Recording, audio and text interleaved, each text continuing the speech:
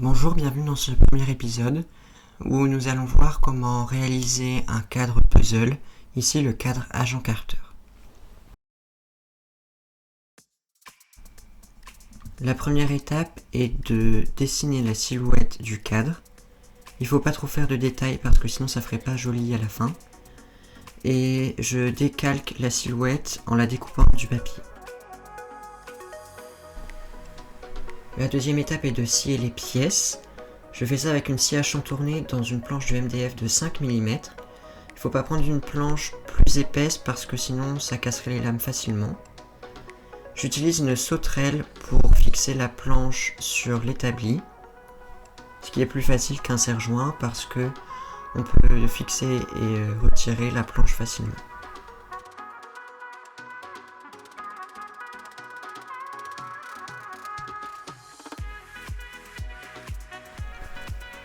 La troisième étape est de poncer les pièces, donc de poncer les tranches et les arêtes. Ça permet d'enlever les marques de scie qui seraient visibles même après avoir mis la peinture et d'enlever de la matière pour ensuite pouvoir peindre parce que la peinture rajoute de la matière sur les tranches et ça pourrait poser problème pour assembler les pièces. J'en enlève aussi en ponçant les échardes qui feraient des tas de peinture à la fin.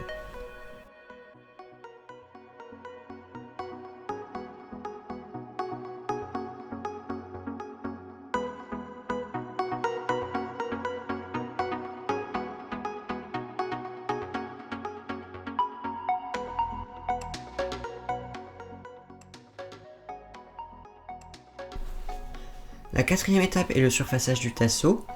D'abord avec le rabot électrique pour dégrossir et aplanir les faces.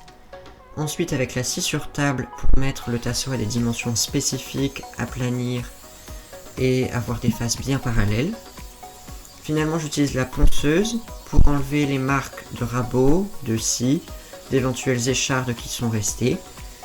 Et donc je fais ça avec un grain 80 qui est relativement gros parce qu'à ce stade-là on n'est pas du tout au ponçage final.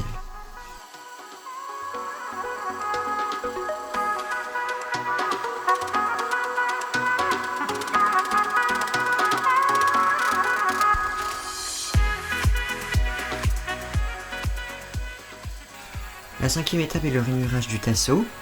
Je fais ça à la défonceuse qui fait beaucoup de poussière et beaucoup de bruit, donc utilisation du casque. Je fais ça en plusieurs passes pour ne pas abîmer la machine et ne pas utiliser le forêt. Et ça me permet aussi de ne pas avoir d'échardes et d'éclats dans le bois. Donc ensuite, je scie le tasseau à 45 degrés. Il faut avoir un angle très précis parce que s'il y a un petit décalage, ce décalage sera multiplié par 8. Dans le rainurage du tasseau, il faut prévoir au moins 10 cm de marge parce qu'on a toujours dans le sciage des pertes de bois, donc il vaut mieux toujours avoir de la marge. Donc j'ai fini de scier les 4 parties du cadre. Après, donc j'ai vérifié que tout était de la bonne longueur. Là, je vais faire un ponçage au grain à 80 parce que c'est pas le ponçage final, c'est juste pour enlever les dernières imperfections. Et après, je colle avec les sangles.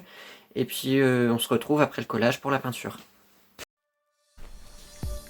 La septième étape est le collage du cadre. Donc il faut utiliser beaucoup de colle parce que le bois boit la colle. Et ça pourrait aussi permettre de boucher un éventuel écart dû à un petit décalage dans les angles. J'utilise du journal sur du mélaminé parce que les planches de mélaminé sont bien droites. Et donc ça me permettra d'avoir un cadre droit. Ensuite, je ponce le cadre, ça me permet d'enlever les échardes, la colle et le journal. Ça me permet aussi d'aligner les tasseaux où il pourrait y avoir un petit écart d'épaisseur. Je fais ça au grain 80 jusqu'à 180 sur les faces, les arêtes et l'intérieur.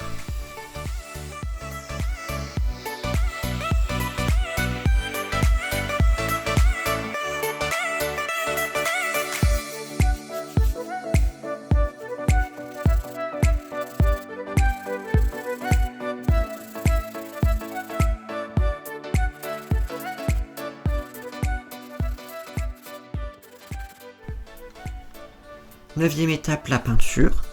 Je fais 2 couches, éventuellement 3 pour les couleurs claires. je peins les tranches et la face avant.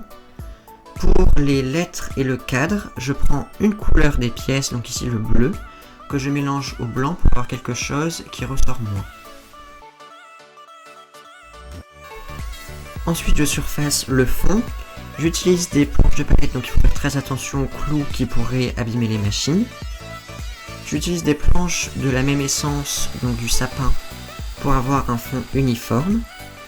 Et donc de nouveau les 3 étapes, rabot pour avoir des faces planes, scie pour avoir des arêtes parallèles, et ponçage pour enlever les marques, du grain 80 au grain 180.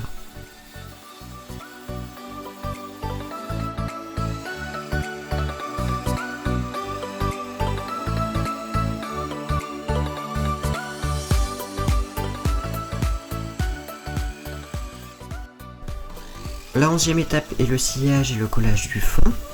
J'ai volontairement surfacé 2 fois trop de planches pour pouvoir choisir des morceaux sans nœuds et sans trou de clous.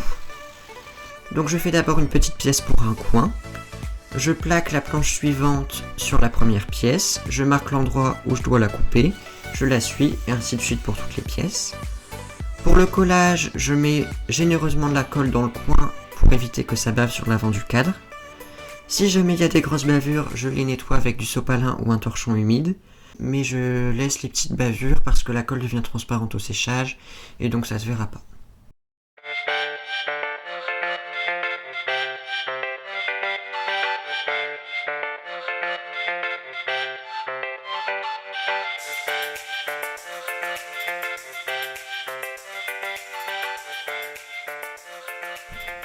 Voilà ce qu'on obtient.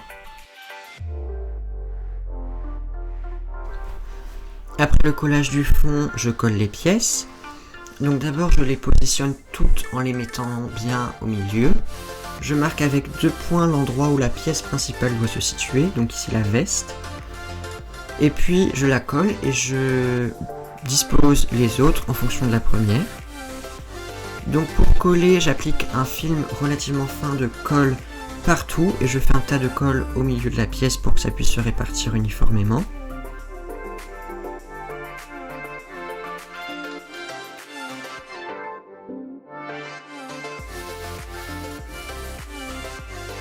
Ensuite, pour les lettres qui sont espacées, j'utilise une règle ou un tasseau comme guide pour avoir des pièces bien alignées.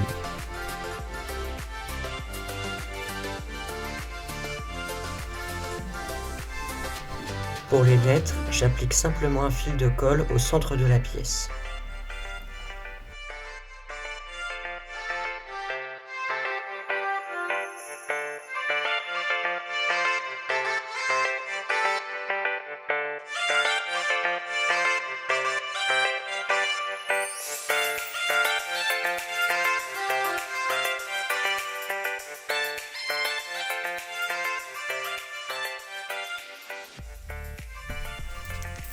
Treizième étape, j'applique 2 gouttes de vernis en bombe. Donc ça permet de révéler les veines du bois et de protéger le cadre. J'en mets que sur l'avant et sur le côté parce que c'est destiné à un usage intérieur. Donc pas de nécessité de protéger l'arrière. Dernière étape, je fixe la corde de fixation à l'arrière du cadre.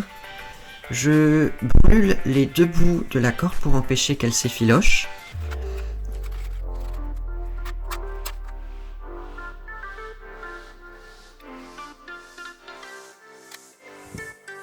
Pour avoir la longueur du fil, je la prends un peu plus longue que la largeur du cadre. Je la cloue d'un côté, environ 2/3 de la hauteur, et puis ensuite je cloue l'autre côté pour que la corde ne dépasse pas, ce qui est le cas ici.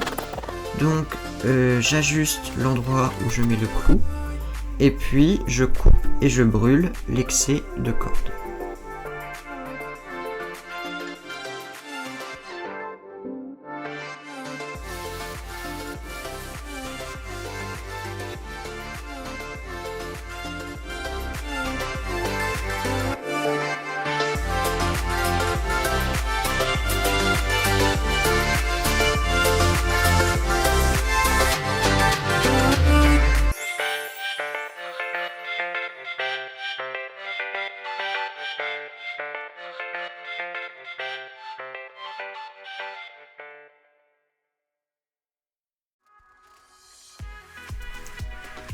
Ce tutoriel touche maintenant à sa fin. Je vous remercie d'avoir regardé jusqu'au bout et je vous invite bien sûr à liker, commenter et partager ma vidéo.